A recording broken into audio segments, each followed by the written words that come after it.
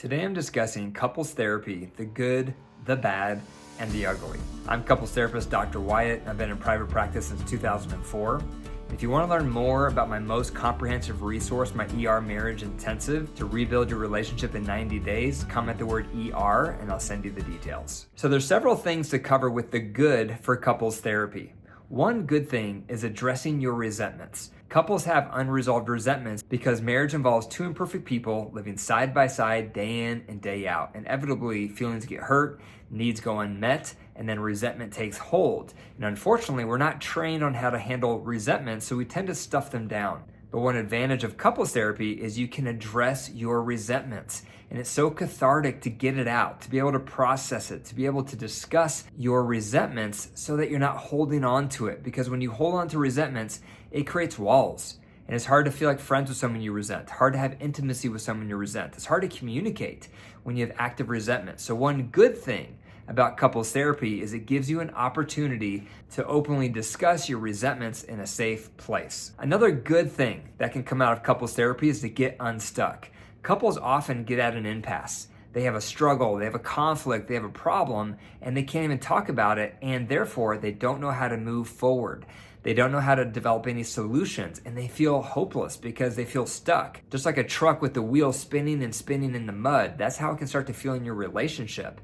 So if you see a couples therapist, it can help you get unstuck because that therapist is a third party who's objective and has expertise working with couples, so they can give you feedback. They can give you insight. They can give you strategies that you may not have thought of, and that's like getting that truck unstuck in the mud. So couples therapy can be good because it can help you get unstuck so that you can start moving forward again in your relationship. A third good thing that can happen from couples therapy is the therapist can help you and your partner learn how to tend to each other's needs again.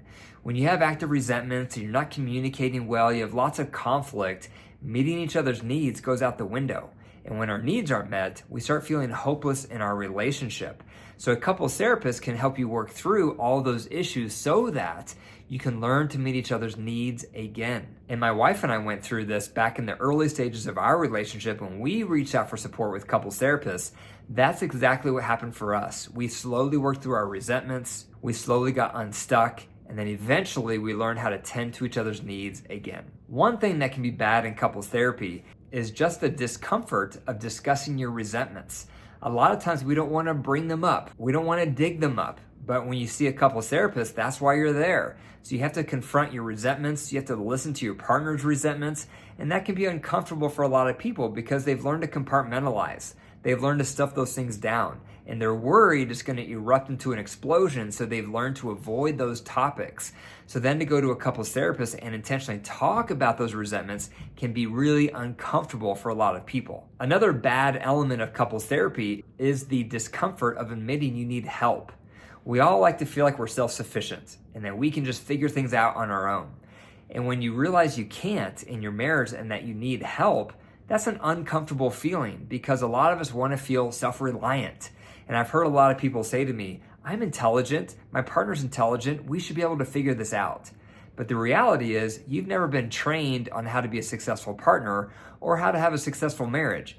If you had been trained, you wouldn't need a couples therapist. And we reach out for professionals all the time. You go to the plumber for your toilet, the dentist for your teeth, the mechanic for your car. But when it comes time to reach out for support for our marriage, we hesitate because we think we can get this figured out. We don't need to reach out to somebody. And this is how I was in the early stages of our marriage. When we needed help, I was resistant.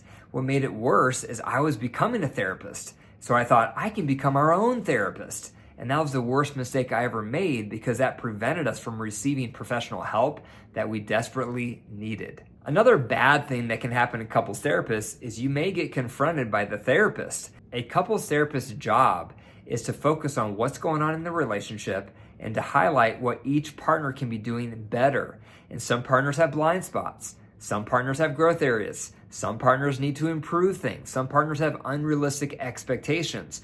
And the job of the therapist is to highlight that. Now, hopefully you have a therapist who is skilled and compassionate, so they express it in direct but gentle ways, but that can be uncomfortable. It can be uncomfortable talking with a therapist and have that therapist tell you you're off, your expectations are off, or your approach is wrong.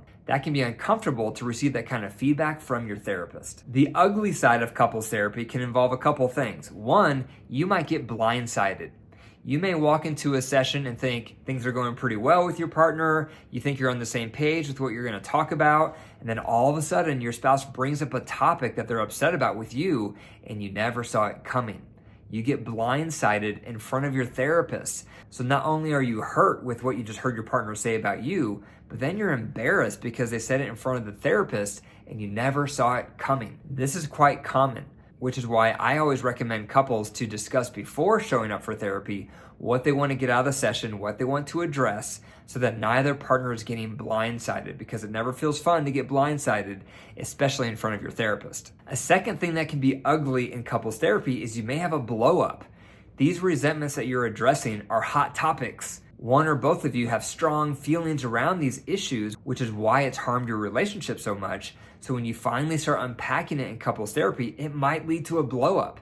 It might lead to an escalation. It might lead to a flooded episode where one or both of you are hot and upset and angry. But hopefully your therapist is prepared for that, and they will call flooded and ask you to leave the session until you cool off and relax, and then come back in, because the therapy room needs to be a safe place.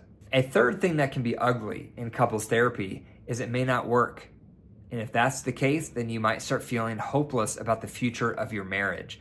Because a lot of people think if we go to couples therapy, it's going to save us. It's the answer. It's how we're going to get better. And hopefully it is the answer. Hopefully it will save you. Hopefully it will make things better. But sometimes it doesn't. And the times that it doesn't is when you're married to someone who won't make any changes.